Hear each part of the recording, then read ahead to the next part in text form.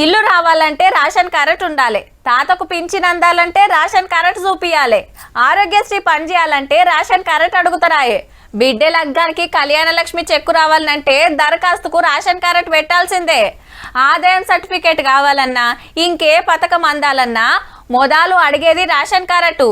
ముందది ఉంటేనే కదా అన్నిటికీ పెట్టేది. గందుకే ఏండ్ల కమానం దరఖాస్తుల మీద దరఖాస్తులు పెడితే సర్కార్ మారినాక ఇప్పుడు వచ్చిందబ్బాగా భాగ్యం. రైట్. సూర్యాపేట జిల్లా తిరుమలగిరిలో కొత్త రేషన్ కార్డులు వంచుడు సురువు చేసింది సర్కారు. ఇంటామ పేరుతోటి కార్డు ఉంటది, నెంబర్ కొడితే అందరి వివరాలు వస్తాయట. కాకుంటే ఇవి ఇంకా ప్రింట్ చేయలే. కొత్తగా 5,61,000 కార్డులు ఇస్తే 15 లక్షల మందికి ఫాయిదా అవుతుందట. ఇక ఇప్పుడు తెలంగాణలో మొత్తం కార్డులు 95 లక్షలు దాటితే 3,10,00,000 మందికి నెల నెల 6 కిలోల సన్న బియ్యం వస్తాయి. మీరు గ్రామాలలో రేషన్ షాపులు ఎన్నడూ తెరవలే, బెల్ట్ షాపులు మీరు తెరిచిండ్రు.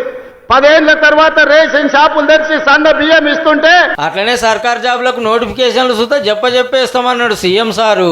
2.5 సంవత్సరాలు ఈ ప్రభుత్వం పూర్తి చేసుకునే లోపల 1,00,000 ప్రభుత్వ ఉద్యోగాలు ఇచ్చి సర్పంచ్, ఎంపీటీసీ, జడ్పీటీసీ ఎలక్షన్లో బీఆర్ఎస్ నోడగొట్టాలని ఇట్లా ఆవాజ్ ఇచ్చిండు.